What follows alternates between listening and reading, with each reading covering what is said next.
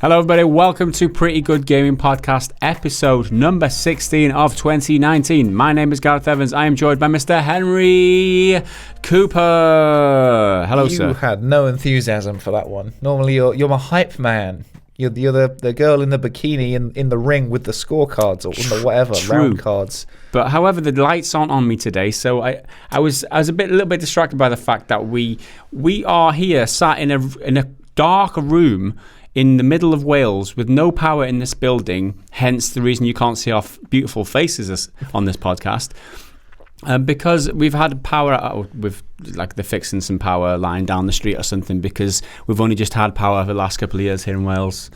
So I mean, we are in the dark ages up here. Literally, this is what it's like. So we're running off the laptop battery plugged into the audio interface. Hopefully that lasts. But we are in a darkened room, and it's just us and a dark room and a couple of mics today. Yeah, I mean we'll see what happens, I guess. Yeah. So we're gonna do the best we can with this edit. You can throw maybe a montage of our happier moments. In black and white with soft music in the background. Maybe if you can sort some of that for the... I don't know. What happy moments have we got to call upon? I don't know. We've got some happy things to talk about anyway. Yes. So today we're talking about loot boxes and that's the Lootbox Bill that's been proposed in the US.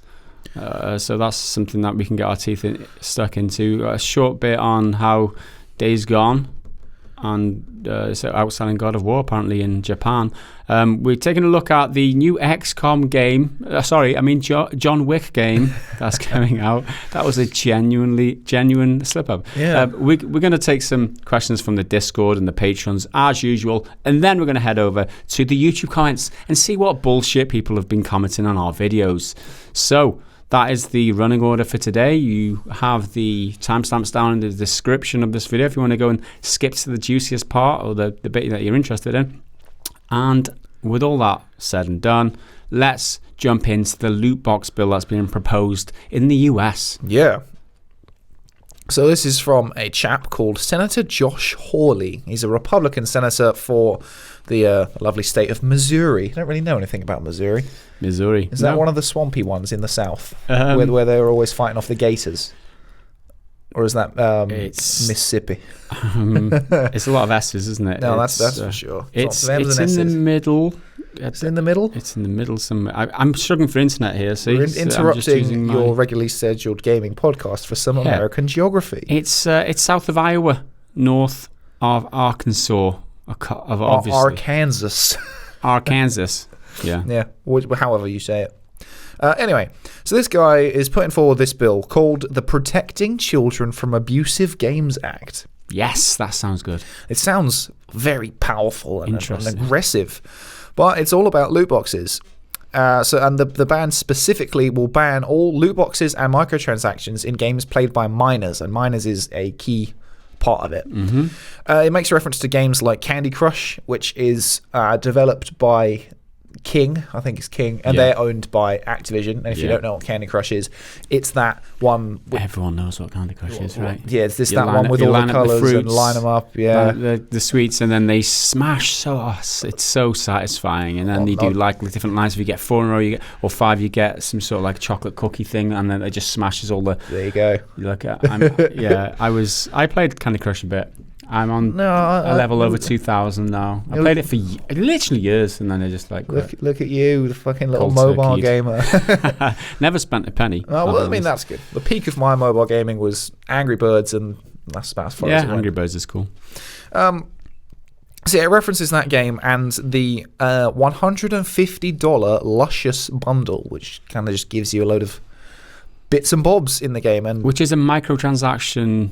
Apparently a microtransaction in the game. You can spend $150 on that, right? It kind of stops being micro when it's that big. It's not a microtransaction. It's just a transaction. It's like 2.5 AAA games. Yeah.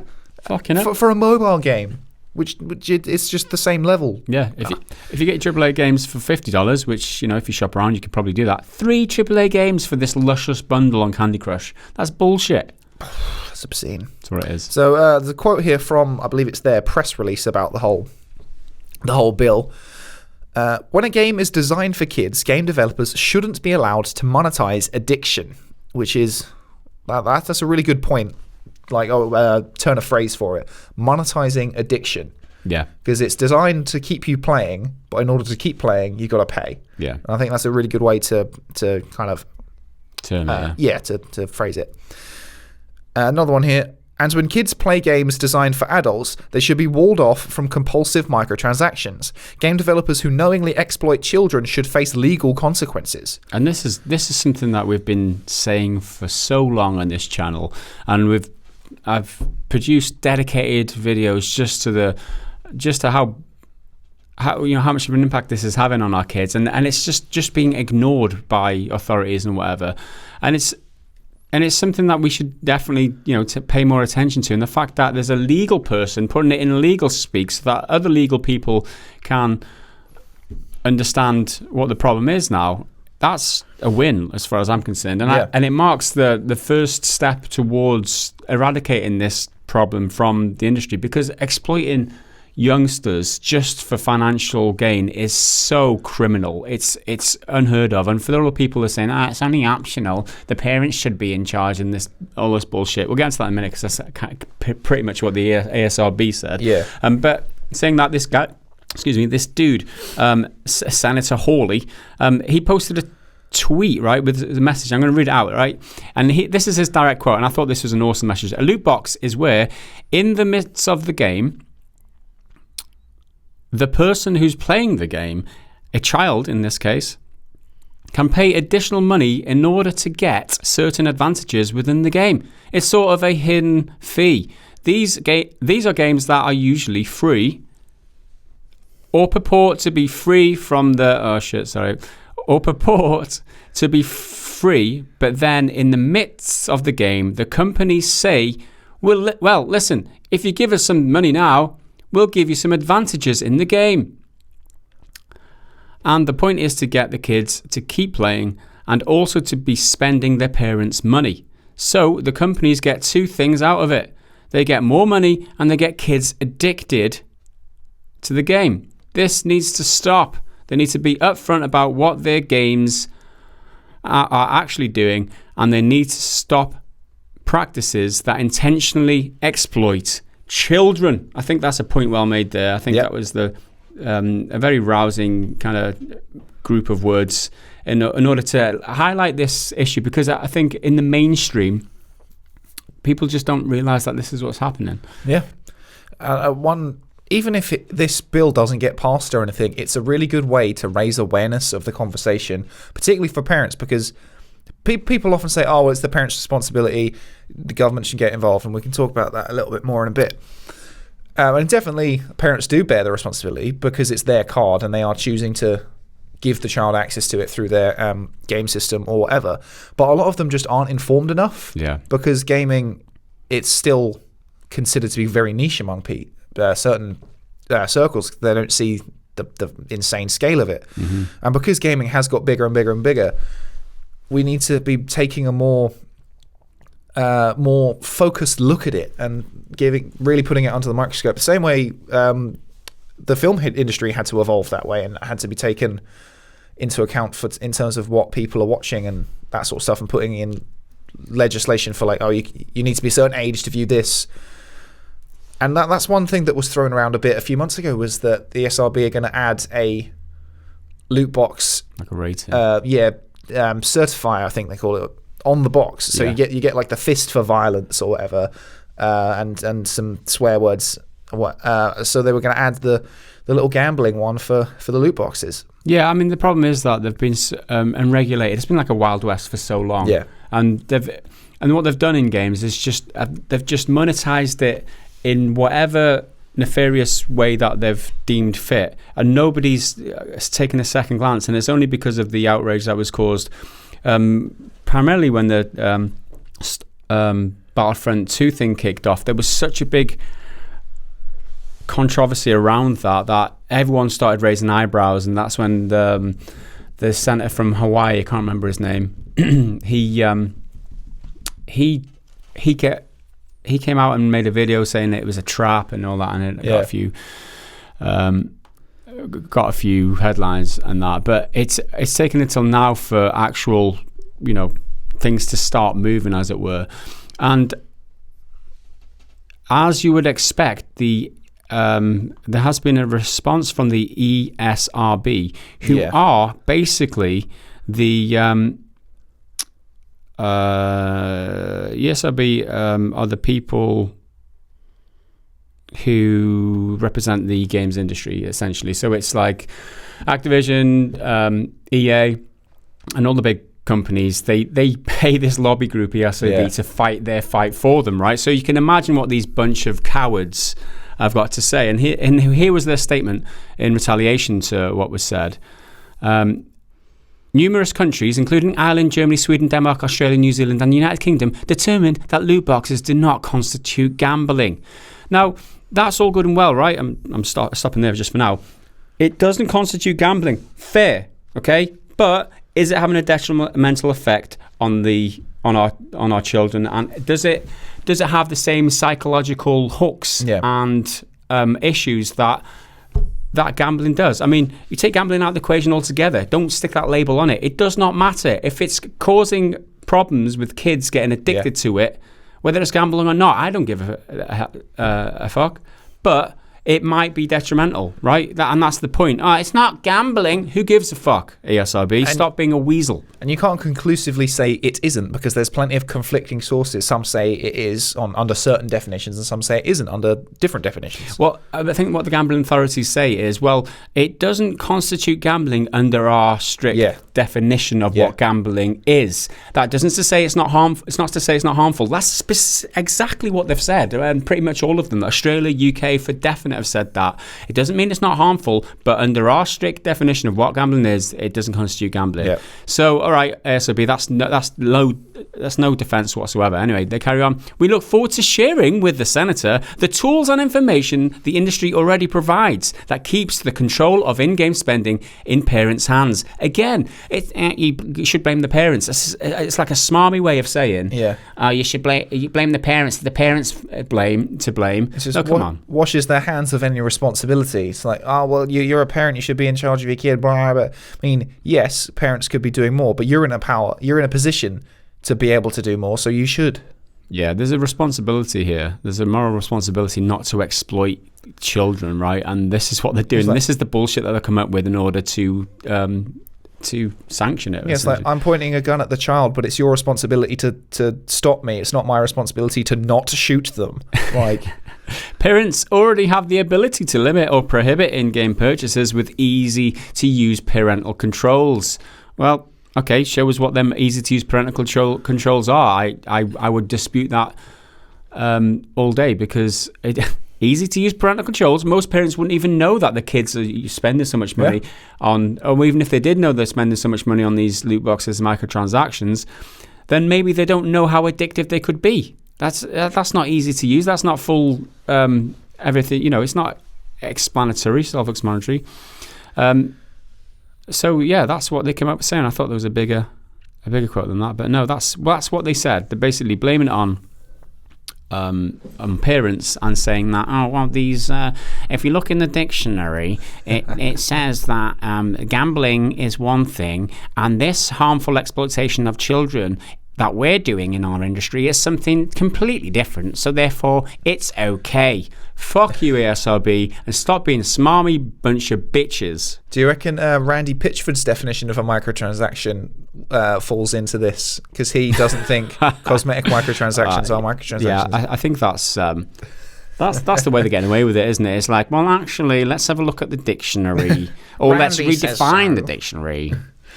Bullshit. Dear, oh dear. And the thing is, so many countries already have decided, no, they are gambling and we're not having it, like Belgium and the Netherlands. Yeah. And so the ESRB they've just omitted the countries which have decided. They've cherry-picked. Yeah.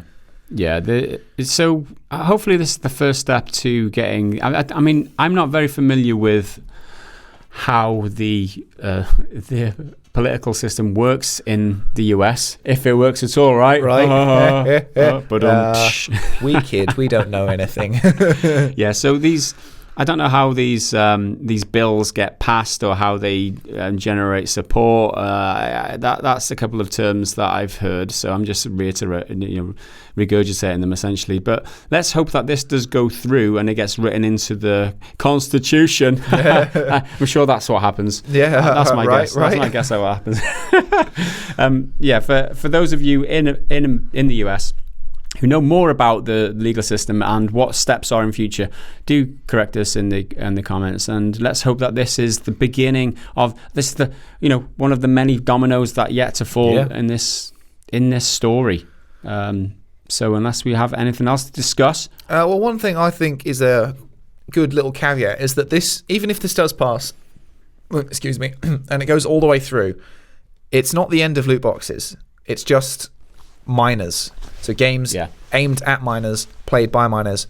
So games like Red Dead Online or GTA Online or a Call of Duty, they're all 18 plus. Yeah. So they'll still be able to get away with it. Yeah. But it's still an incredible step, and it will give motivation for other people to be like, why is this accepted in these games? That's true. Because why are we standing for it? The kids, we've saved the children. They're all good. There's no microtransactions in Fortnite anymore. Yeah.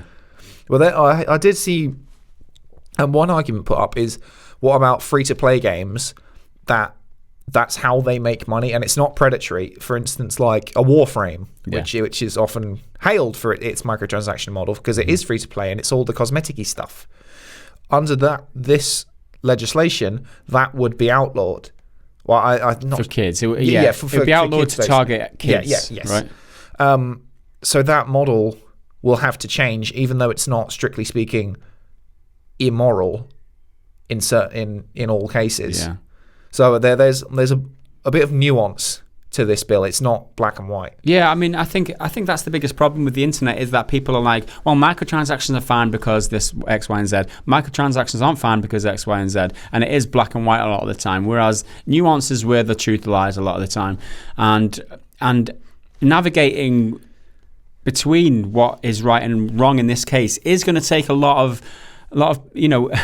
scrutiny. It's going to take people analyzing the details as to what entirely is right to do and what is wrong to do. And more intelligent people than us, like people who can actually make the laws and know what's what. Exactly. It's just our job to raise awareness of the issues and pass the baton over to these. I know a lot of people say, well, this is a slippery slope. Let's not get the government involved in our games, because before you know it, they'll be banning stuff for violence, and they'll be banning stuff for this and that. I mean, I understand your fear around that, but I don't see that happening. That is literally a slippery slope argument, if you want to. One thing resulting from the other is not necessarily going to follow. And the other thing to note too, on the point that this isn't going to be the end of loot boxes. It's just going to be people who are older than 18 who are going to be able to access them, or those are the people that they're going to be targeted towards in future. I think it's a huge step in order to clean a lot of the games up that our kids are being exposed to at this time. I mean, I'm a father. I've got two kids who both play games.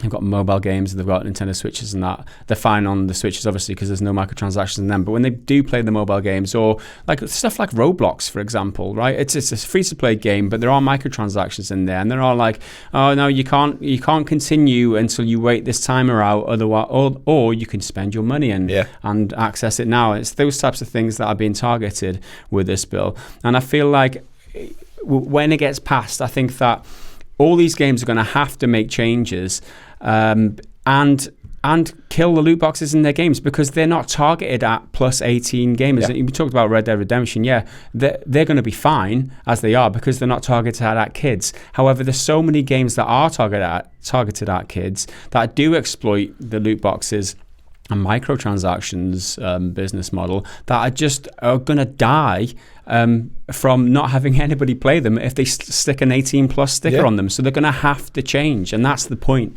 I mean, look at FIFA over at EA. They quite famously said to who was it, Amy Hennig, when they were pitching their Star Wars game, and they said, "Where's your FIFA Ultimate Team? This Yeah. makes us millions and millions." If this legislation works, FIFA is a child-friendly game because there's no violence. You're just playing football. Yeah. So if they can no longer put FIFA Ultimate Team in there, their money is going to get slashed. Of course. They can't stick a 18 plus sticker on FIFA. They just wouldn't.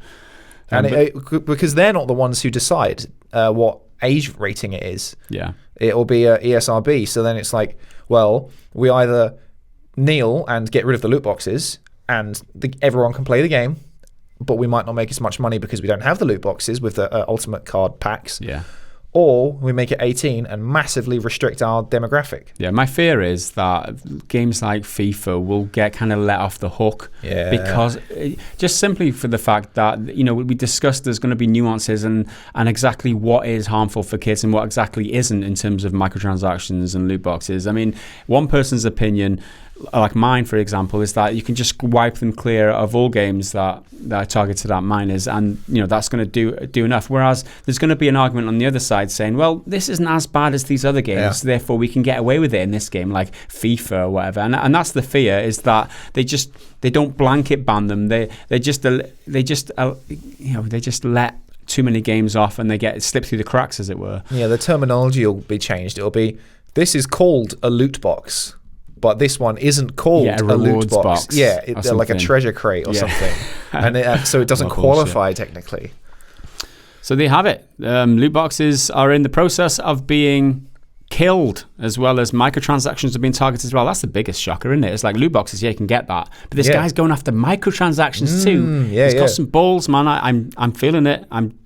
He's my new man crush, that's for sure. One thing that struck me instantly is that this guy's a Republican. Often they're super hands off about government regulation and that sort of stuff, but he's keen for it, and he's young. He's like 39. Most senators are easily in their 50s. Senator Josh Hawley, we salute you, sir, from the PGG. Doing God's work over in Missouri. There you go, dude. So we're going to move on now to a very short conversation about Days Gone being better than God of War, because that is a fact, right, Henry? Absolute fact, 100%. 101 brackets with in Japan. PGG. No, that is not the fact at all. No. The data from Famitsu, translated by Gematsu, awesome names, shows that Days Gone sold 114,319 boxed copies in its open week from April 22nd to 29th in Japan.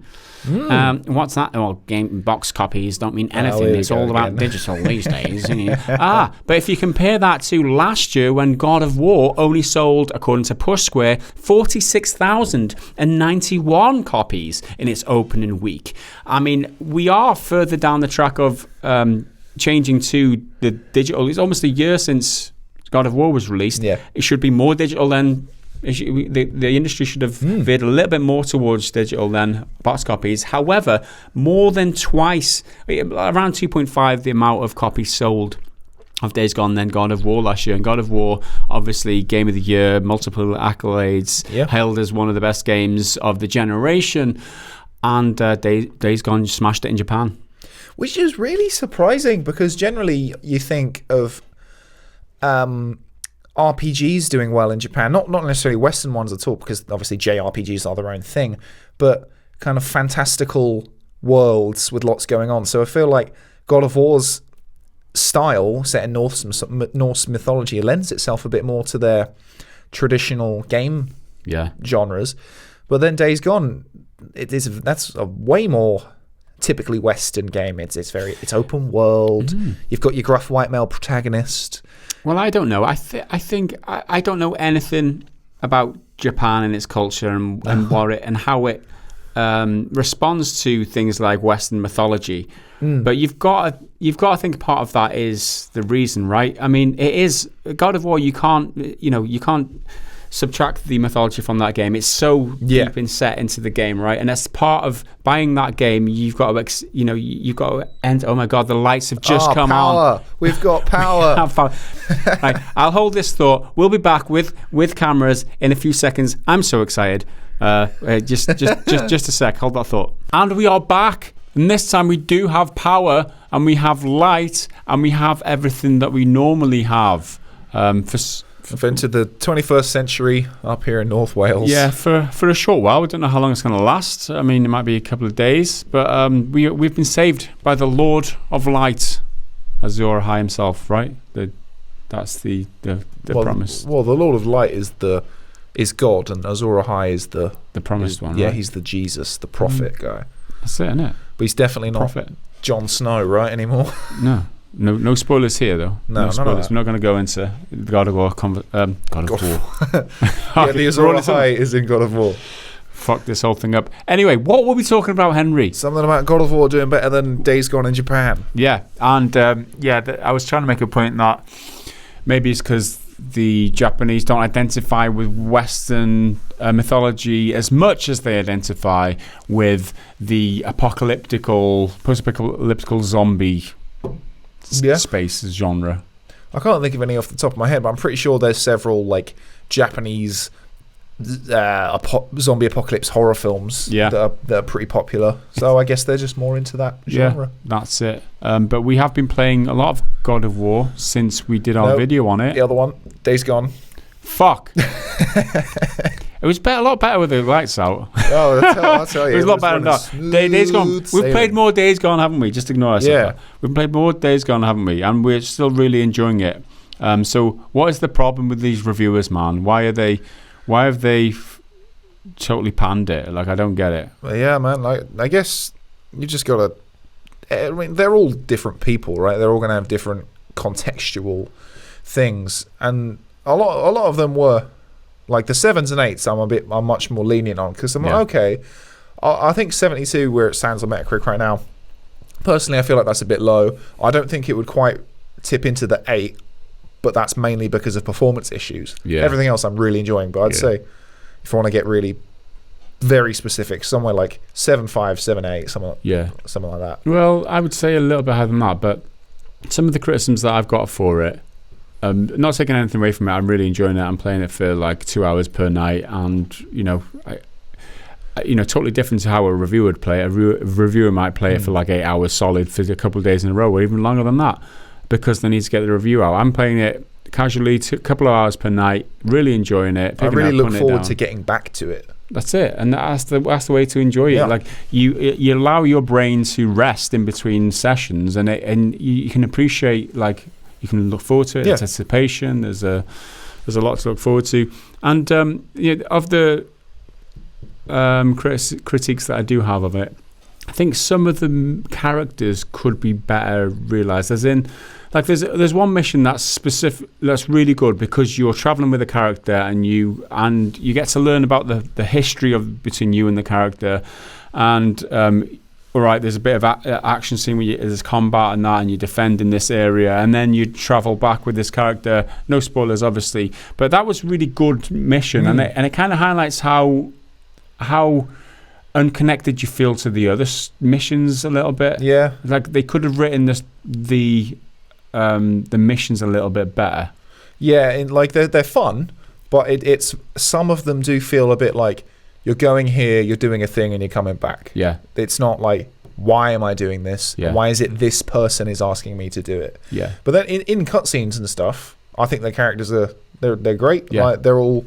They seems like you're having an actual conversation with them. And I really like Deacon as a character. Yeah, me too. Like, he's not just angry. Like, he's a real grumpy, kind of high-strung guy, but he's not just, I'm angry, I don't like this, the whole time. Yeah, and exactly, yeah. There's little subtleties to him where it's like, okay, I get why he views the world this way. It's a bad way to view it. I like what he's doing is irrational and he's not like right, but I get it because he's seen some bad stuff. He's definitely deeper than a lot of reviewers give him credit for. He's definitely got more emotion, and he's dealing with things in his own way, but he's definitely got more of a character there than a lot of people have kind of marked him down as, because he does struggle with what's going on, and he is a result of his environment. You know what I mean?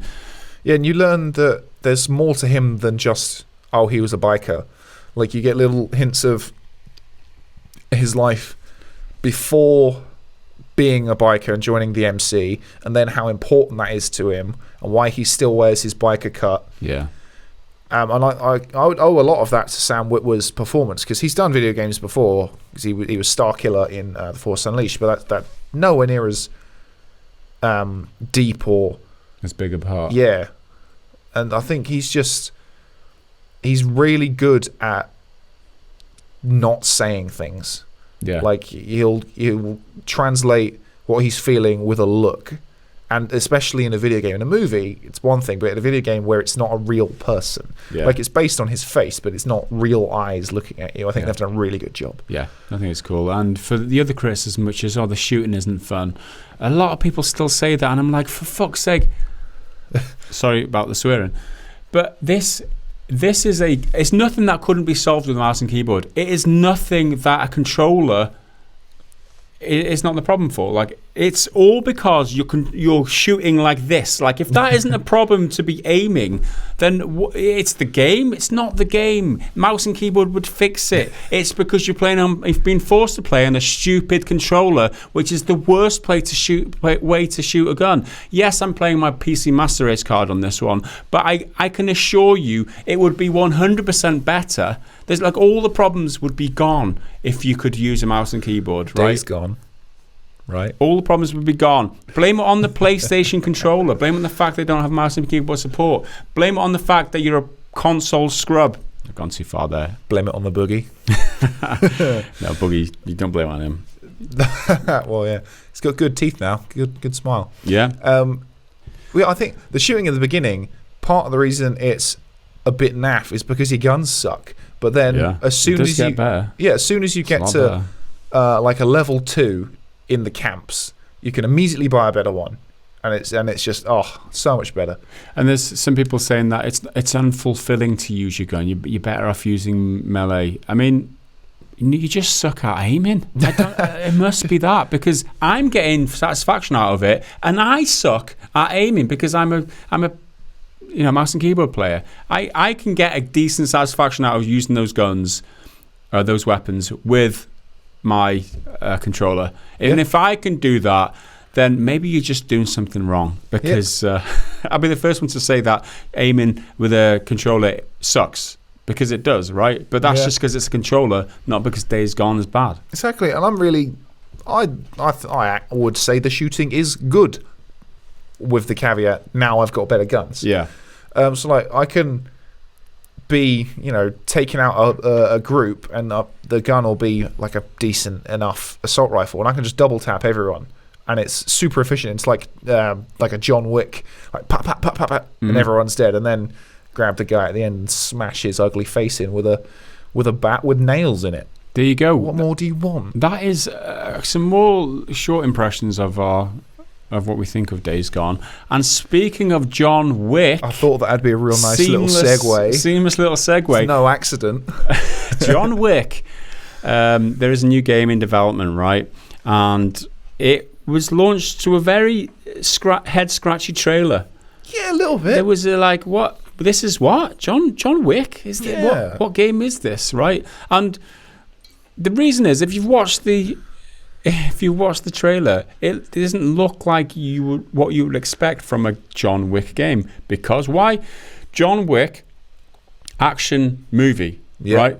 With like really good fight choreography, but specifically gun choreography. Yeah, they call it gun fu. Is that what they call it? Yeah, gun fu. It's all like technical, and it's precision, and every shot counts, and it's awesome. It's almost like a martial art in a way, right? Martial art gunplay. But this game, and what we can see from the trailer, doesn't look like that at all. It doesn't look like an action game. It looks like a strategy game, more akin to like an XCOM or something. Yeah, and I like XCOM, but I don't think... Is it a John Wick? It's not a John Wick. So it's called John Wick Hex. Mm-hmm. So I mean... Hexcom, Hex is right? Hexcom. So obviously the shape of the floor tiles, right? The hex. Okay, I'll read the. We don't have a lot of information. We don't know when it's been released, but we do have the YouTube description. So I'm going to read it in its entirety. John Wick Hex is in development for consoles and will be available for PC and Mac exclusively via the Epic Games Store at launch, which is a question mark. We'll get to that in a second. For more information on the latest updates, blah, blah, blah, blah. John Wick Hex is the first John Wick PC/console game inspired by Lionsgate's hit action franchise.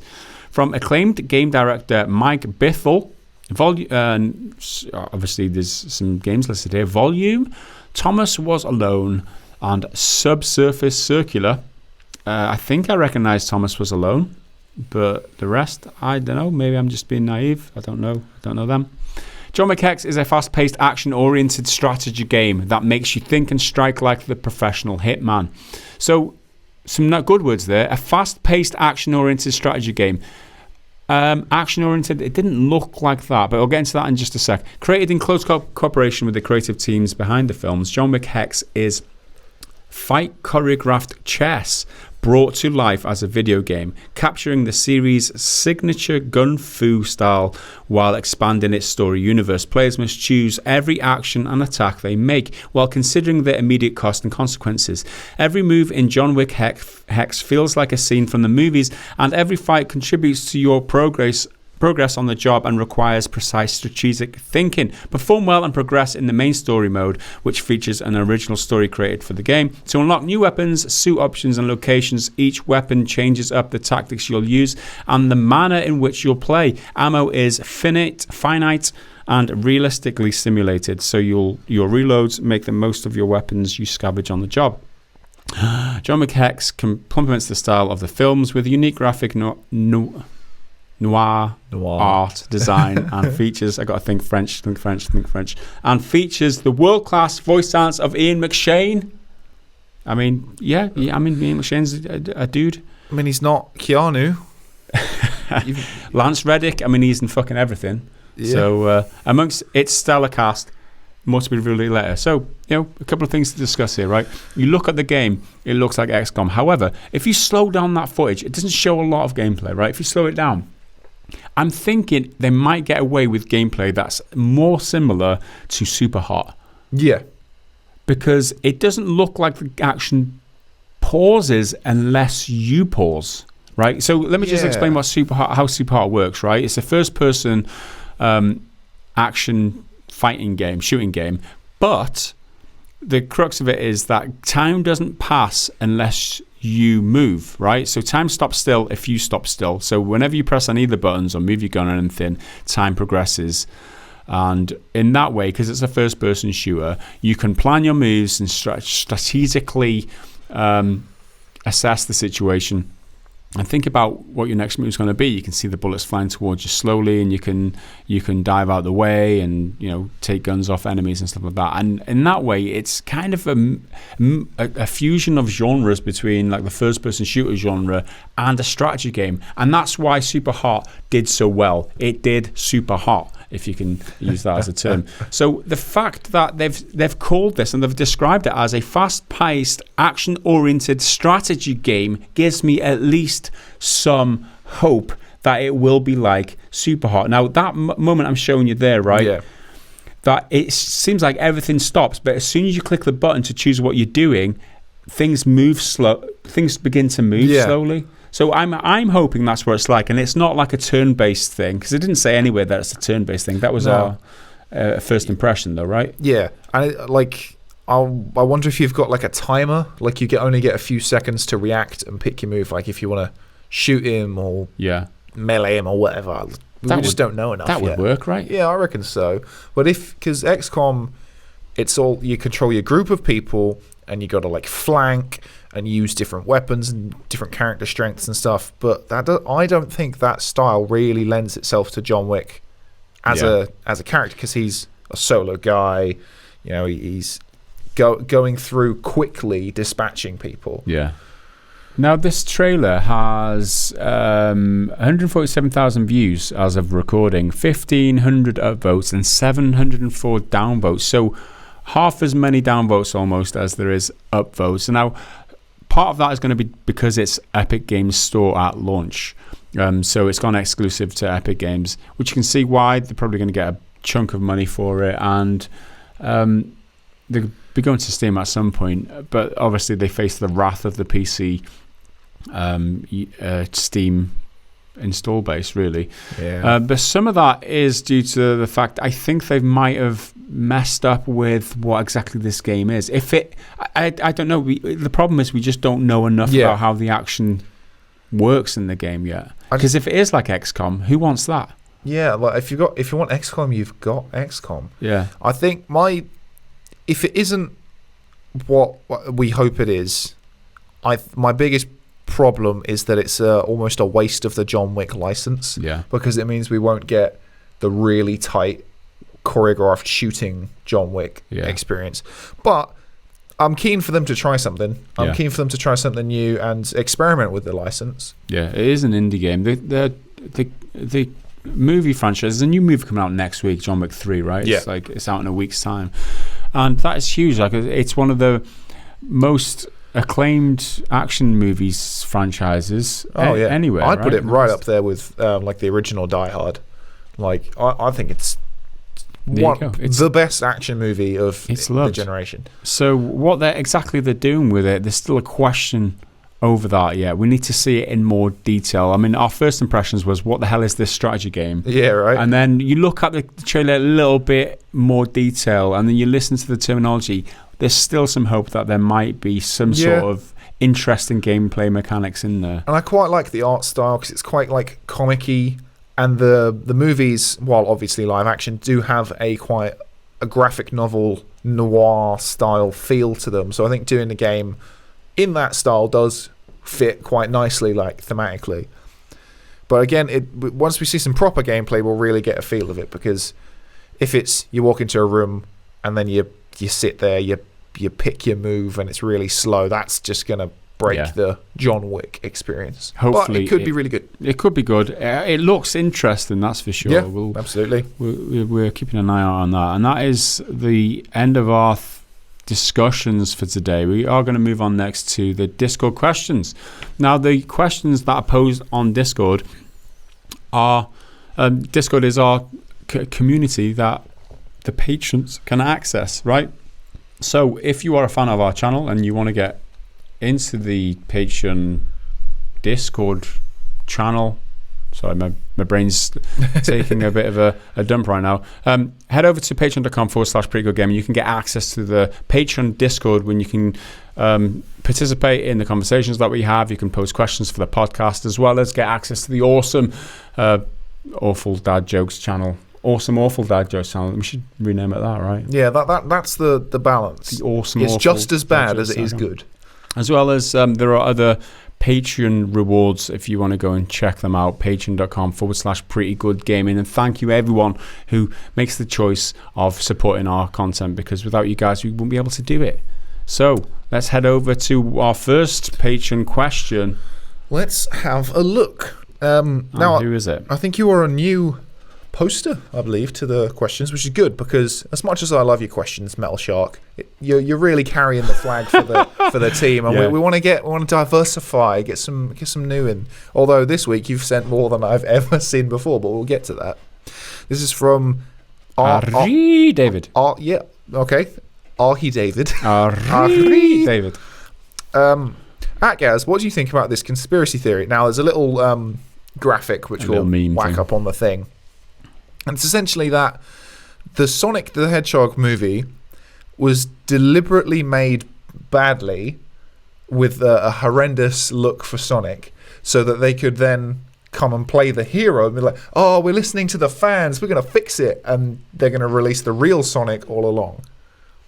So what do we think about that conspiracy making theory? it so bad that everyone talks about our movie and pretend we care about the quality and say we will make changes to fix it. Biggest marketing stunt ever. Yep. I think that's tinfoil hat territory for me. I think it's it's an interesting strategy, but it's way too risky. Yeah. It's way too risky. I do love the theory, though, because I'm just like, if that's true, that is the best bloody thing in the world. I thought I was cynical, man, but the internet comes up with these theories. I mean, bloody hell. If that is, it's not going to be true. It's not even realistic enough for me, Mr. Cynic over here, to believe it. That's how like far-fetched it is, I think. It's a funny little graphic, though. I quite liked it. Yeah, it was cool.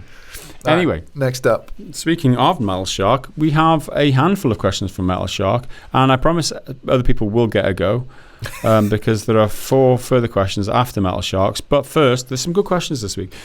If you were in charge of Valve and had no ambition to make games beyond the bare minimum, what would you do next to combat the epic onslaught? Good question. This is what they will be asking themselves right now, right? Because they do have no ambition to make games beyond the bare minimum. Yeah. What would you do next to combat the epic onslaught? Well, you have to address it, right? Yeah. People are going exclusively with Epic because they're offering more of a cut and they're offering a bonus for signing on, essentially. Yeah. So what you do is you take away some of that advantage or offer another advantage. All right, Steam have got the installed base advantage, but I can only assume that that's been diminished over time by Epic, as Epic are gaining installed base. Every new game they get, someone's going to install it, and that'll be the game to tip them over. Like, oh, I didn't like them, but they've got this game now. They've got Borderlands now. They've got the Outer Worlds now. And they're still giving away games on, like, every couple of weeks. Like, this game's free, just claim it now. This game's free, just claim it now. And that's, you can't argue with that type of service. Whatever you want to say about the other features and that with the store and whether it's spyware or not, that's another conversation. But what do Valve have to do? They have to lower their cut. They have to get some good PR. They have to talk with some PR people and fight this on a PR level, because they're bearing the brunt of a lot of this right now. And the only people going to bat for them are the people with huge Steam libraries who don't want to install another installer for whatever reason, right? They're not even sticking up for themselves in a large part. So they've been silent for too long, and Epic are gaining real ground now. They've got we don't know any real numbers, but they've definitely got enough of an install base to be sufficient. And keep going. We hear stories of games going on Epic Store, and they're not, they're still selling fantastically. They're doing great. Metro Exodus sold great on Epic Store. There was another one recently which I don't remember the name of that did really well, even though it was an Epic Store exclusive. So these are headlines that will only promote the Epic Store exclusivity option for these independent developers or whatever. Anyone who's able to take or gets offered this deal by Epic. But Valve just need to lower their cut. They need to get some good PR out there in one way or another, and stop hiding their heads in the VR unit, which they're doing. They've launched this VR unit thing. Oh yeah, great, you're going to take over the VR space. Meanwhile, Epic are going to be eating into your market lead of the PC space, and before you know it, it's going to be too late. So they need to pull the fingers out the backsides. And when it comes to VR, they're late to the party, and the Oculus Quest, they've just released that new version. The Vive are doing a new version. PlayStation are going to be carrying VR over into the next generation because they're quite keen on that. So you're late to the game, and if you want to win, change your cut or just release Half-Life 3. Fight fire with fire, Valve. Come on, guys, get your fingers out your asses. Anyway, next question. Right, this is again from Metal Shark. How do you think Ubisoft's plan to control game keys, silent key activation, will impact game key selling sites and less savvy gamers who may be more open to login fraud? Okay, so a couple of parts to this question. Now, so for those of you who aren't aware, Ubisoft are planning to get tighter control over selling game keys on third-party websites. Now, what normally happens is you go to a third-party website, Greenman Gaming or wherever else, you buy a key for a Ubisoft game, and they send you that key in an email. What you do then is you go to the Uplay store, you activate the key in the store, and then you access your game. Now, that system is open to exploitation in the way that these third-party stores can... there's one way that it was suggested in the games industry article that I read, that these stores pretend that they've sold loads of games when they were cheap on sale, like 30% off or whatever, but then retain these keys and then sell them on again for full price, and then getting that extra money from keeping that extra money to themselves. There's another exploit where someone might be able to buy up loads of these keys when they're on sale and then sell them on sites like G2A, which is a third-party grey market reseller for these keys, and then sell them at a profit to themselves when the game goes back to full price. Also, there's different types of frauds where people who steal credit card information or whatever buy up game keys, sell them on G2A and all that, right? And all these problems are caused by the fact that there's a game key that you buy and that is printed out and that is connected with a game. Now, the way that Ubisoft are planning to fix this is in conjunction with another, I can't remember the name of the company that they're working with, but they're going to obliterate game keys altogether. So when you go to a third-party website to buy a game, you're going to have to log in with the Uplay details, and then they will activate the game on your account without the use of game keys. That way they don't have to print out or generate all these keys that can then go into grey markets and get exploited. And then a lot of the money that is supposed to be going to Ubisoft or whoever else is selling the keys at source won't see that money. So it's a good thing for everybody because what it does, it eliminates potential for thieves making off with some of our money, essentially. So the other part of the question is how it will impact sites and less savvy gamers who may be open to login fraud. Now, I think login fraud, are you referring there to logging into your Uplay account and getting your information stolen that way? I don't understand that part of the question. Do you think that's what he's on about there? As in these third party key sites might take your information or lose your information. Yeah, if you go to a dodgy one, I suppose. I don't know exactly what that means, but that's essentially what the situation is. And I think that Green Man Gaming, according to the Games Industry article that I read, Green Man Gaming are already onto this and they've started doing this more often. I think it would be a good thing in the long run for the industry if game keys were obliterated. All right, you might not be able to get games for as cheap all the time like you can do on G2A, but it stops people from fleecing some like hardworking devs. And I mean, you might be cynical and say, well, there's only these big companies who are making loads of profits and paying it off to their executives anyway. But there are people and smaller development studios who might feel a brunt of people scamming them in terms of keys, and they might see a profit from this, or might see some sort of difference. So it will hopefully be a good thing for the industry if this pans out and goes industry wide. And moving on to the next question. Hopefully that answers your question. You find a computer terminal with a web browser in the upcoming Outer Worlds game. What website are you going to try and visit first? There is only one answer to this question. We all know what it is. Twitter, obviously. Twitter? No, you're going to Pornhub. On the Outer Worlds game? Yeah. Why would you go there? Outer Worlds is like an alternate future, right? Yeah. So at some point in history, humanity took a different path, and now we're in some weird future. Corporations taking over the world. I want to see you want to see Pornhub? Yeah, I want to see the state of porn then. See if I find any familiar faces. Like our regular Pornhub isn't good enough, Henry. And, well, this raises a question to me, right? Because we were having a conversation earlier before the podcast, and you say, my mum watches all our content. And this leads me to... My content's not Pornhub, so... How do you feel about answering this question in such a vein when you know maybe that your dear mother might be shocked and appalled by your answer, Henry? She's not a fool. I was about to be really mean. She's not a fool. And she's probably not got this far into the podcast. Well, you're hoping. You're crossing your fingers. Well, you're lucky she can't comment. You said she. Well, she'll figure it out. And no, but the worst thing is, if she does that, then all people are going to do is send her links to Pornhub. I know what the internet does. So yeah. Right, a less childish answer. I would see like something I'm into in our world, like Star Wars, for instance. See what the version of that is in the Outer Worlds world, because that sort of is Star Wars because it's flying around in spaceships and stuff.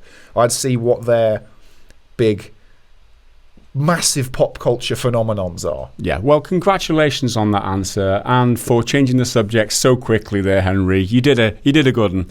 You did your mother proud there. The intelligent one. I want to see the Outer World Star Wars. I want to see Outer Worlds porn. Give it me. Okay, where's the next one? Okay. If the next Tom Clancy's Ghost Recon was set in Denbighshire, which town would you most like to storm first, and how? Would you go in all hot fuzz on horseback, or SES/SBS style, etc.?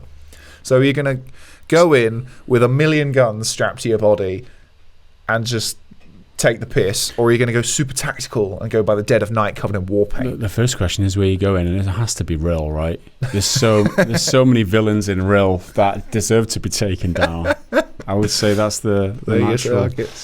Would you go on hot fuzz or hotback or SAS?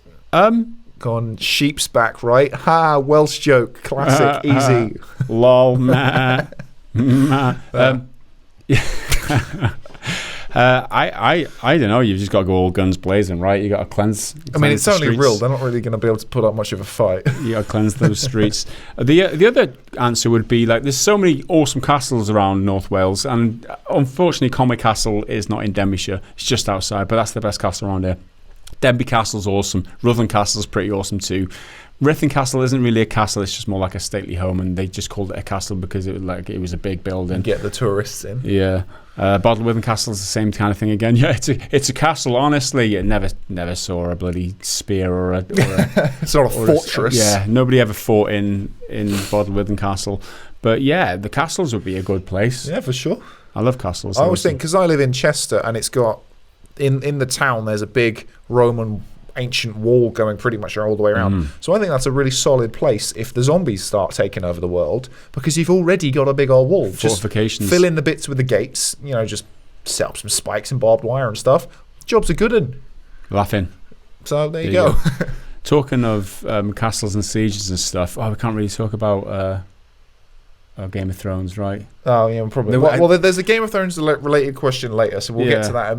We'll save it for now. I just saw this one video that was like, they wouldn't have defended the castle like that. They would have done it like this, and it was like, yeah, he's so nailed on. But the whole strategy that they employed in the that Game of Thrones episode that we're not going to spoil for anybody. It was there's question marks over that. That's for sure. The siege warfare. All of the military men they've got among them. And that was their first move. Yeah, it made for a very powerful shot visually. Yeah, but it was really stupid. Let's not spoil it for the Game of Thrones. Final Metal Shark question. What are your feelings about Switch VR? If the rumoured, more performant model releases this year, is this something you could see yourself using more? Now, you've got a Switch VR for your kids, right? My daughter just turned 8 years old, and I bought her... She's always on me, because we got a HTC Vive a couple of years ago, and it's been in the office recently. She's always on me, when am I going to be able to play the VR again, Dad? When can I play the VR again? So I was like... Well, this Nintendo Labo VR thing is dropping literally a week before her 8th birthday, so I thought... Let's get her that for her birthday, because she's always on about VR. And I got it for her, and oh my God, she loves it. Yeah. It is one of the best things I've ever bought for her, right? She's... For those of you who aren't unfamiliar, it comes in like a flat pack of cardboard type cutout things that you assemble these controlling like things to yourself. There's like a blaster. There's like an elephant face that you draw with. There's a camera that you can take pictures underwater with, loads of different games that come with it, and there's a bird type thing that you build, and you like flying as you squeeze the. It's so good for kids, man. I mean, all right, it's cardboard, it's not going to last forever, but she's just sitting there and she's spending like hours building these things, and then she plays it, and oh my God, it's just something special. Yeah. It really is. It's awesome, and I would say.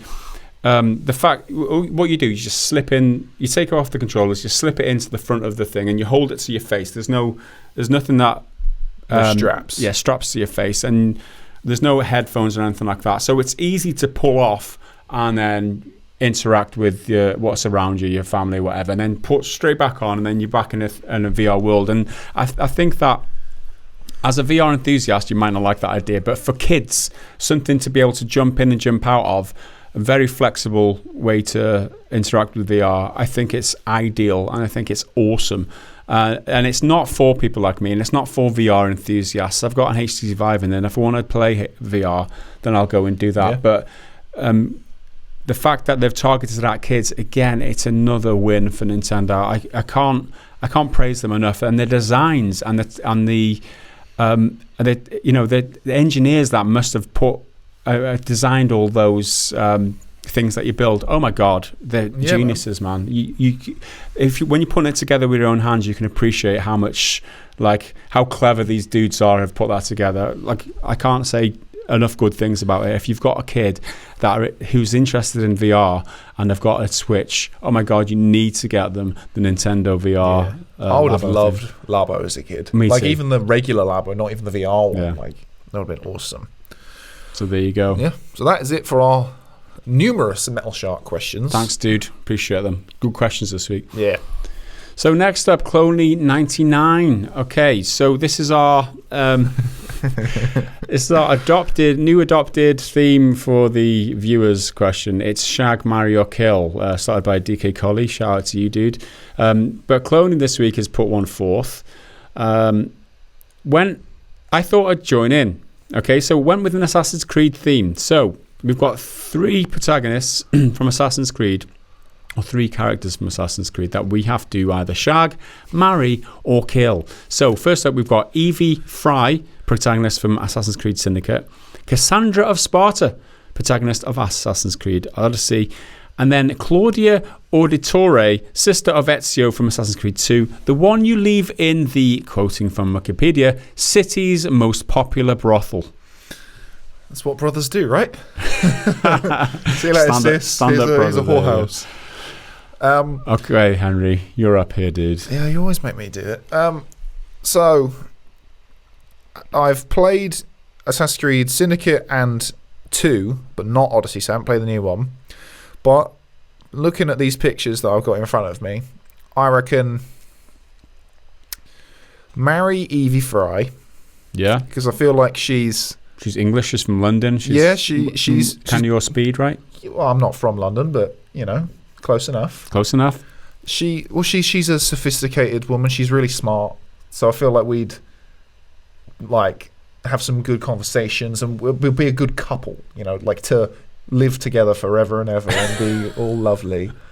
Then Cassandra from AC Odyssey, I think she's going to be the shag because, she's cool, she's exotic, she's got that Greek dark skin and the dark hair, tall, dark and handsome, but the lady version. Different flavour. But she's broad, she's really, really tough and muscly. Yeah.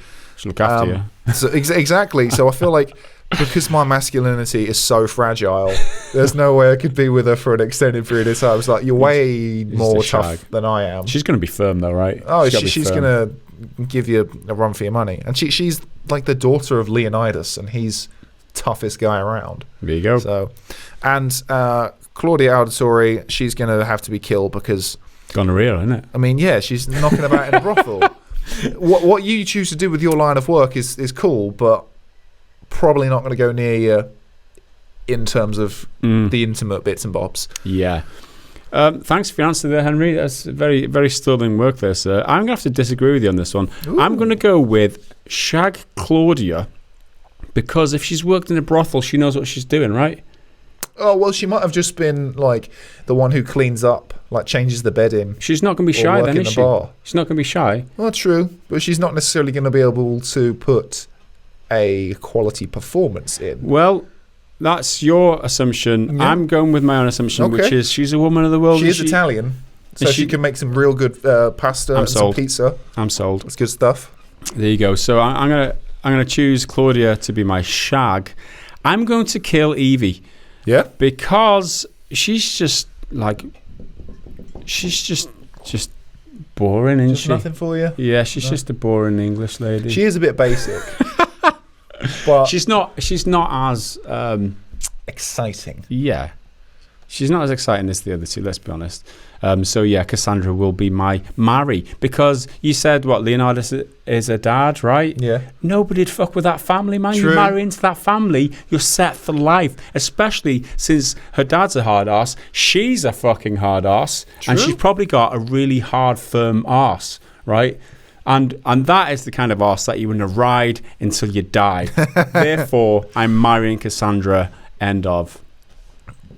I mean, a very forthcoming argument that I respect. There you go. There you go, guys. Let us know who you would shag, marry, or kill out of those choices. Thanks for the question there, Cloney. Some good offerings there, dude. Let's move on. All right, we got Earth One Ben here. I think this is quite an interesting one. What features do you think should be 100% implemented in the next gen of consoles? I'm really hoping for basic mouse and keyboard support in all games, as well as open multiplayer. If we're stuck on our multiplayer islands, I most likely won't adopt a next gen console. I think mouse and keyboard is a big one for a lot of people, and because I'm a console player, it's not deal breaking, but I would like it as an option, mainly for like FPSs. Yeah, because the freedom of the mouse is second to none. Yeah, I mean, the obvious one for me is backwards compatibility, and I think it would be stupid not to implement it.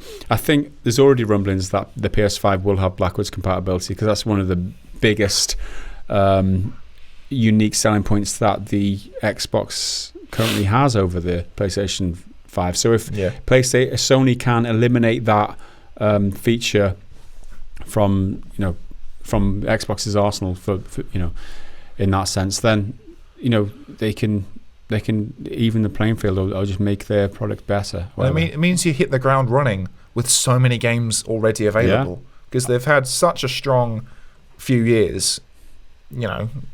Horizon, God of War, Spider-Man, even Days Gone, despite the mixed reviews.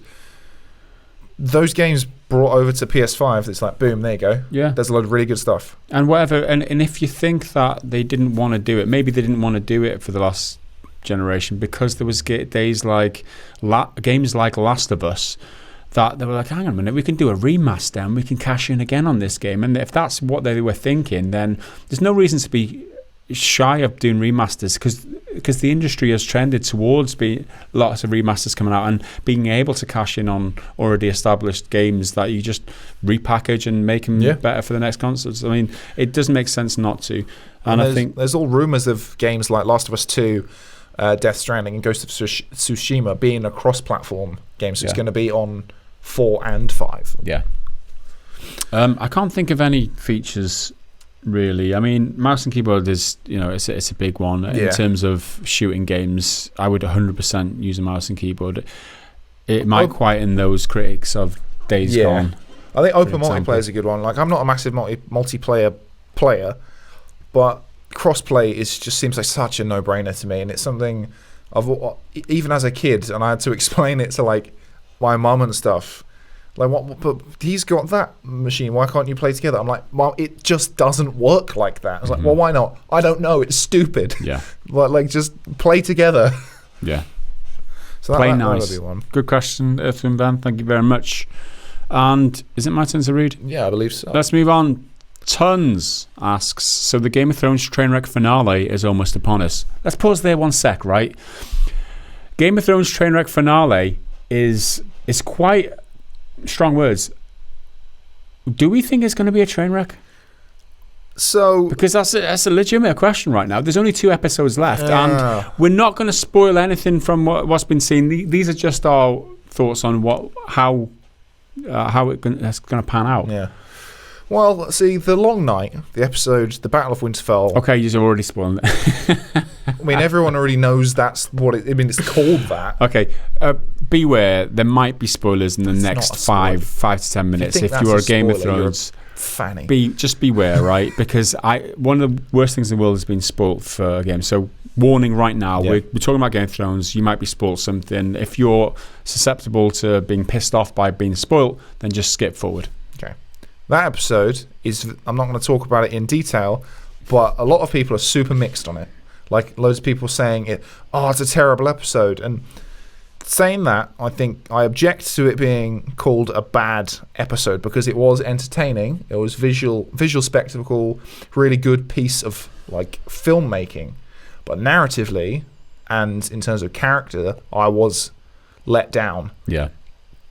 And with the first 2 episodes were very character driven and not a lot of plot or action. And in a 6-episode season with 2 episodes of very little plot feels like a big waste to me. Yeah, well, especially when you look at the 4th episode, which was last week's, and you see that the second half of that moved through a lot of quick there's a quick sequence of like the heart, like 45-minute sequence where so much happened, kind of like last season, where like 1 minute the like Lannister army are here, next minute there's a big battle, and then like a few minutes later in the same episode, like they're in Highgarden or something. You know, there's a lot of things happening. Whereas, I see what you're saying. You know, they've spent 2 episodes doing pretty much fuck all, and then half an episode of like sped up in like very concise. And because I mean, most of their travel is done on horseback or on a ship with the wind being your driving force. Yeah. It takes ages to get anywhere, and you've bounced through like 3 or 4 locations in 20 minutes. Yeah. Well, Trainwreck finale, I think. Well, the question, I'll move through this. I'll just make my point quickly, and then we'll move on to the actual question. Yeah, we're not even there yet. Yeah. George R.R. Martin, right? He wrote a book called Night Flyers and was turned into a TV show on Netflix, which I watched. I enjoyed it all the way through. The ending sucked big time. The ending was so... you watched it too, right? Yeah. Was so anticlimactic. I was like, where's the fucking rest of it? If that is any indication of how George R.R. Martin finishes his books, it may well be a train wreck. Yeah. It may well be a train. I'm not getting my hopes up at all. There's 2 episodes left, and I feel like they could have done so much more. But then again, this isn't George R. Martin. It's just based on what he's told them is going to happen. Yeah. It's not. It's just a TV show, right? So how can we blame him? Can he be accountable? Who's to blame if it is a train wreck? I don't know. But it's going to be interesting. Well, it's because they're not following the books anymore, and I'm not a book reader, but you can feel when they stop following them. Yeah. And they start flying solo. There is a difference. Yeah. Like for me, season 4 was my favourite season, and that half of that is, half of that isn't. I think that's the crack. Yeah. So some of that's really good, well, all of it's really good, because they had, okay, this is where we know it's going because he's literally told us, and this is this. But everything afterwards is, I might do this, like, because I've not finished the books yet. So, Trainwreck, I don't know. On to the question. Yeah, what's the actual question? Yeah, the actual question is, we could talk about Game of Thrones. We always do in the office, but we could talk about it forever on this podcast. Its own podcast, yeah. But unfortunately, this isn't the time or the place. Yeah. And I'll bet they will continue with the prequels and sequels and spin-offs. That's a fairly good assumption, and that's what I'm thinking watching the show now. I'm thinking, could they spin these characters off into a separate storyline? Could they spin that off? Could they do a prequel to this story? I'm way more keen for a prequel. Yeah. Something like Robert's Rebellion, or the first Targaryen invasion with Aegon Targaryen. Yeah. I mean, there's a lot of stories to be told in that world, and the books are written so well that they could milk it until the cows come home, and we'd all be happy with that. So the question, I think, is it a question? If you both could pitch a game, what would that game be, and what studio would you like to attach to the project? So we're talking Game of Thrones game. What studio would it be? And it's got to be an RPG. Realistically, like, of course it has. It's so perfect for that. Of course it has. Get CDPR to do it. CDPR, Obsidian, something like that. The world is just so big, it would be so difficult to be a sprawling open world RPG. It'd be so difficult to do that. You could even do, I don't think it would be as deep narratively, but I think it could be a solidly entertaining game. Get Ubisoft to do an Assassin's Creed sort of style thing with the Game of Thrones license, because they're good at big worlds. Yeah. The RPG stuff isn't half as deep in terms of like character choices and all that sort of stuff. But for getting a good world in, being able to travel all over it. Maybe do it from the perspective of like a Bron type character who's like been everywhere. He's kind of an adventurer and does this and that. I think that they could be in an interesting place to do that sort of thing. Yeah, I would like... Or a rock star, someone who's really good at big worlds. I don't know. You think about a game like Mount and Blade, right, which is a PC game which fuses so many different genres. You've got the strategy overworld map thing. You've got real-time strategy battles, as well as like a feudal system where you work your way up in reputation with different lords and different factions and stuff like that. I think that would be a really good fit in terms of a Game of Thrones, because you could just rewrite the names of the cities and remake the map and throw in some characters there. And there's a deep RPG in there, as well as an action combat game and strategy game as well. I think that would be my choice, really. Something like that. Thanks for your question, Mr. Sons. Yeah. Let's move on. Final question that we've got written here. Two Shot Tino. I think you're a new contributor as well, so good. What was the first video game you bought for yourself? Good question. Mine was Manic Miner on the Commodore 64. Heathen. Manic Miner was one of the very first games I ever played, in fact. First game I bought myself. Manic Miner. Good call there, Mr. Two Shot Tino. I have to say, much respect to the old style gamers. Commodore 64, ZX Spectrum, I think, was my first one. That was before the Commodore 64, I believe. Was it? I don't know. I'm getting confused. I played that game, but it was bought for me, so that doesn't qualify, right? Manic Miner was one of the very first games I ever played. Okay, but I didn't buy it myself. My answer for this one is Batman on the Game Boy. I must have been 9 or 10 years old, and the very first thing that I bought with my own money was a Game Boy. Tetris doesn't count really technically because that came as a bundle, right? But then I after buying the Game Boy, I picked up Batman, which is the game. Yeah.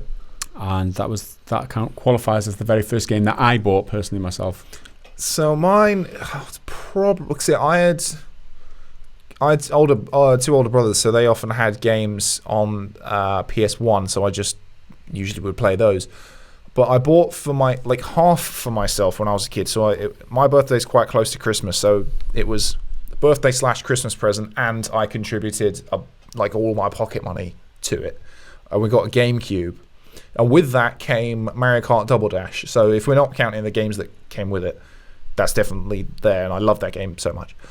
But the first game that screams to me that I bought myself, because again my brother had a bunch of GameCube games himself, probably the Lord of the Rings Return of the King movie tie-in game, which is still possibly the best movie tie-in game ever. It's so good because it follows the movies really closely. There's a few bits that are slightly different, but you could play as, there's the three paths. One is the hobbits, and you're Frodo and Sam doing what they're doing. Then there's one where you're Gandalf and you're off doing what he does. And there's one where you're Aragorn, Legolas, and Gimli. And you can play as all of them. They're all slightly different. They've all got different moves and stuff. And it was so cinematic. And I remember for the time. Yeah. And the level of detail, and because it had all of the proper sounds, the proper score and everything, and all the locations looked amazing. I mean, obviously they've not aged that well, but it was just so good. I love that game. I played it to death. There you go. It's a lot of the times you'll find that games from your youth that you've got fond memories of, it might not stand up to time, but they got a special place in your heart. Sure. Right? Manic Miner, I played that today. It wouldn't be that good. Yeah. But then again, I've got Rick Dangerous as one I played, and what was it called? Is it Chucky Egg? Chucky Egg 2 was another game. They'd be shit today, but looking back on it, they with nostalgia goggles. Yeah, get some great memories. Right. That is it for the Patreon Discord questions. We're going to move on now to the YouTube comments. Now, these are a select few comments that we've picked out from over the last week from our YouTube comments, obviously. So, what do we have? I've got one to start us off. Yeah, go for it. Go on here on our EA video. Ken B says, I'm trying to like this video 1,000 times. Somebody help. I mean, I think that's one of the fundamental problems with YouTube is that they don't allow people to like a video 1,000 times. I mean, YouTube, get your shit together. I mean, and on the other side of the on the coin, always another Mac one. says, the real question, when does Pretty Good Gaming leave beta? Yeah, I really enjoyed that one. I mean, come on. There was a nice comment as well that was just, ouch. You wouldn't want us to leave beta. You couldn't afford the microtransactions. So I've got one here that I've just landed on. This is on our Randy Pitchford Lies video. Yeah. And we've got a Randy Defender. There's plenty of those about. You can find them. You don't even have to dig. So this is Amarules. I'm going to go with Amarules 1. God, the guy misspoke. Clearly meant pay to win, not free to play. No need for this kind of drama.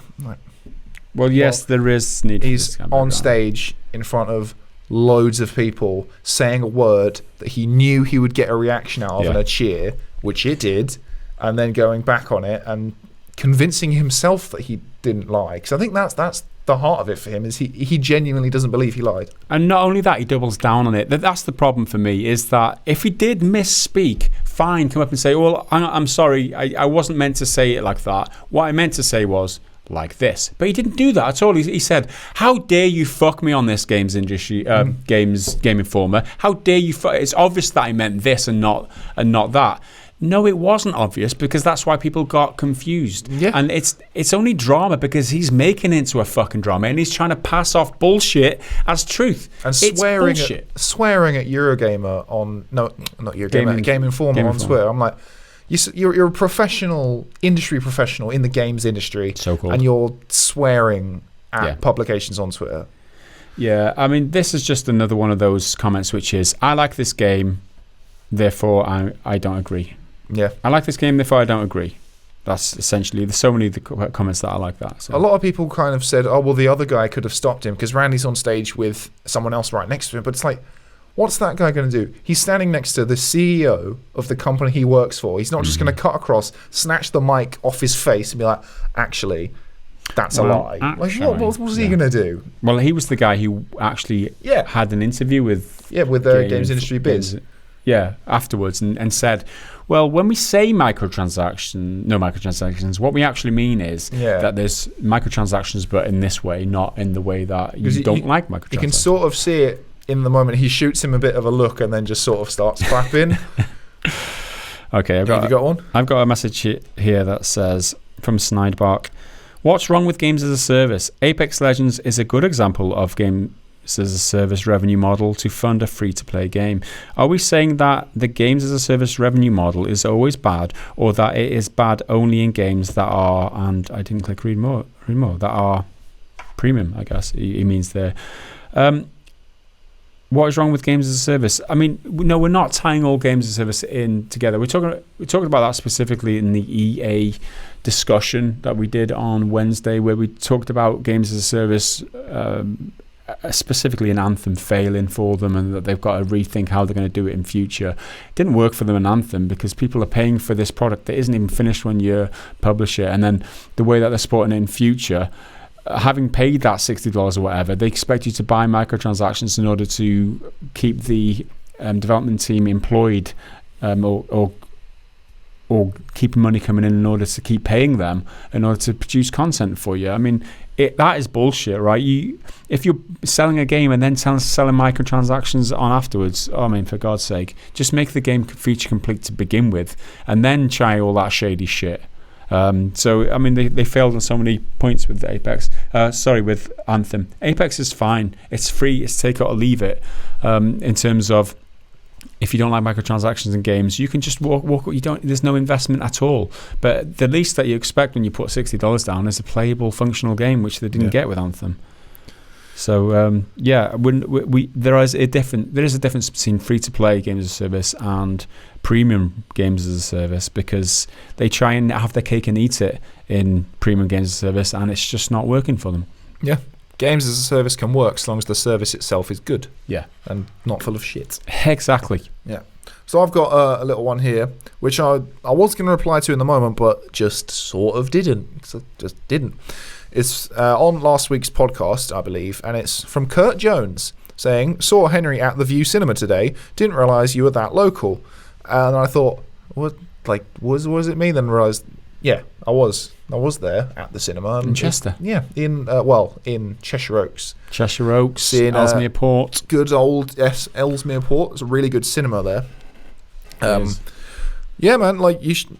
I don't know if you're watching this one. Hope you are. Should come say hello. I'm probably really awkward. I've not met any fans in the streets, and I sort of hope it doesn't happen so I don't embarrass myself more than anything. Cause yeah, it's weird, right? It's weird when people are like, "Oh God," because I've an example of when I was myself. It was in Ellesmere Port, walking past that cinema, heading to Miller and Carter, I think, because I do love my steak.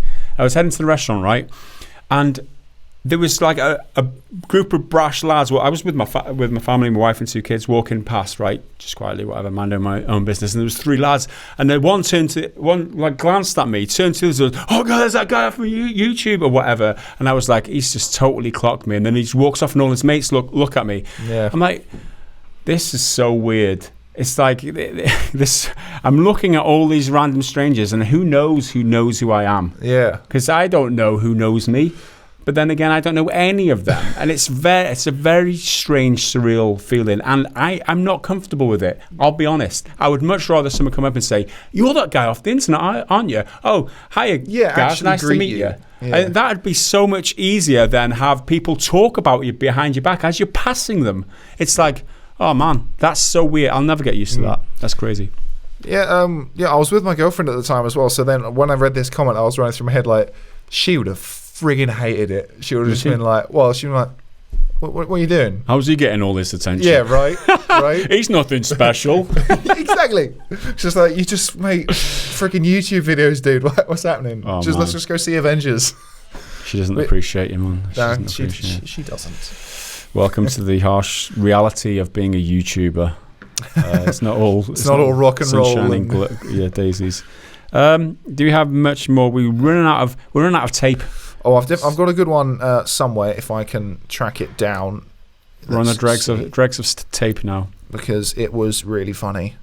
Where is it? Was it the long one with all? Yeah, that one. Where are we? Have you got it? Oh, blood! I can't be asked to read the whole thing, but do you want me to do? Yeah, you give it a go because it's a hefty one. Can't remember what. Do you remember what? Oh, that's what I was trying to find. Oh yeah, it's the EA one, right? Because that's what he's referring to. So, the question goes as follows. If I can hit the record again. So Wartome. He's talking about REA coverage of the Anthem thing, right? Weird fake news from people who think guns/Trump is bad, ? No way. So he's not only is calling this fake news, he also tells us we think guns are bad and Trump is bad. So I think he's got his heart on his sleeve there in terms of where his political affiliation is, right? I mean, good for him for having the confidence to do it, but we haven't said anything of the sort. I mean, I don't know where he's got that from. Maybe we once said that guns are bad. I mean, I'll make jokes about Trump because he's hilarious. I haven't said whether I agree or disagree. That's up to you to figure out. Yeah. Anyway, he carries on for another 4 paragraphs. EA didn't make it a live service game. BioWare's choice. EA let BioWare run shop for 6 years and make the game. BioWare didn't know what it wanted to make. EA paid to have something created that the company couldn't have made without them. BioWare couldn't sell enough to make back the expected profit. Now, what his assumption there is that BioWare aren't operating with any sort of mandate from EA. BioWare have got free rein to do anything they like. That's his assumption there, and I would say that's bollocks. EA are always going to tell BioWare, this is the kind of thing that we're looking for. And the pressures that, although there might not be explicit, right, there'll be pressure from EA. We've made reference to it earlier where Amy Hennig was told, where's your version of Lootboxes, games as a service? Like, where's your loot box? Where's your Ultimate Team or whatever version? Now, although they might not say them exact words, there'll always be pressure that BioWare might feel in those terms? Like if we don't do a games as a service, are they going to keep us on us? Are they going to shut us down like they did all the other studios? Or we might as well fall in line because this is what they want as a company. Does that mean that they're not responsible or whatever? So I mean, okay, you see that the way that you want to, Mr. Warto. And then he carries on. EA did nothing wrong. Wow, what a shill! You're trying to make me feel sorry for EA. EA did nothing wrong with Anthem. This is a Bioware and YouTube gaming issue. It's our fault. It's our fault. This is literally victim blaming. Yeah, it's true. It's true. And he carries on. Anthem was a fine game for $60. Shit, I can't even buy a battery for my drill for $60. Or out to dinner with the kids for that. $60 is nothing in today's market, with most people make $15 plus dollars. That's a lot of money then. $60, dude. I mean, make your terms explicit here if you're saying 15. You can't even buy a drill for that. I like that. I can't even buy a drill for $60. Trailer trash. I can't even buy a dang drill. Fix up my trailer. This channel was shit and remained shit. Fake news, one-sided BuzzFeed reporting. BioWare didn't have a leader, something any project needs. Leaders who want to get paid money because they can do shit others can. Get it done on time and be profitable. This is in ranty territory here. You cry out about CEOs making so much money. Guess what? They are leaders. What a concept. Maybe you should let CEOs make 40 grand a year and have investors and employees all go under together. 2 exclamation marks. Again, you on this channel are twats. This channel is a twat. Who didn't own it? I mean, that's one thing. He might be accurate on that. He says previously this channel was shit and remains shit. So you've already have your opinion that we are shit. Valid. I'm not going to say we're not shit, to be honest. Well, why are you here? If you know it's shit, more fool you for watching shit. Who wouldn't ever back up the dumb shit they say? Okay, so we would never back up the dumb shit we say. Another unfounded assumption there. Of course we back up the shit we say. We say the same shit day in, day out. It might be bollocks, but we back it up. Go on, report something Young Ye did. Well, that's the nature of how news operates, is that we sometimes report the same shit as Young Ye, and we never get credited for releasing the video before Young Ye because that would be too easy, right? It'd be, but do your research, sir. We're not always copying Young Ye. We operate in the same industry. There's overlap. That's how news works. But again, just another example of somebody who liked the game, therefore they're going to have a rant at us. Yeah, if you like Anthem, awesome. I wish I liked it. You get it, yeah. But he's going on. He's doing an ad hominem attack on us, as if discrediting us is going to discredit our opinion. No, our opinion is separate to that. We might be fuckheads for whatever reason, but we you can't tell us that Anthem was fine for $60, right? Nobody's buying that shit. You can't say that EA did nothing wrong, because there's plenty of people who even work for EA will disagree with you, sir. And I know the rest of the trash that you're talking out of your trailer, sir. Fake news as well. Nothing we did is fake news. We used quotes from what Andrew Wilson, the CEO of EA, said. Literal quotes. And we broke them down and what our opinions of them are and what it really means. There was another comment that I read as well, saying that we're just like CNN. And I was like, what's a CNN? Obviously, because it's not in our country. Just might make a bit of joke. Like, in what way does CNN report things that we do at the same time? I don't know. Again, another person who didn't like what we said and therefore start attacking us personally for it, because that's the way the internet is these days. And that is the end of our podcast for today, because we are literally running out of tape. We have 120 seconds remaining to finish this. So apologies for the abrupt ending here, but that is it for today's gaming podcast. And I hope you enjoyed it, despite the fact that we did have a power outage to begin. You got to see our beautiful faces in the end, and you are most welcome for that. We will see you again in next week's podcast, and I guess until then, bye for now.